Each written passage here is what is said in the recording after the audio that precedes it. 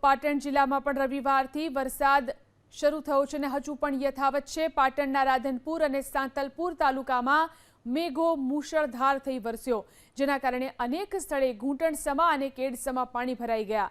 છેલ્લા 24 કલાકમાં પાટણના સાંતલપુરમાં આફતરૂપી 7.56 ઇંચ જેટલો વરસાદ વરસ્યો, તો રાધનપુરમાં 7.16 ઇંચ વરસાદ ખાબક્યો।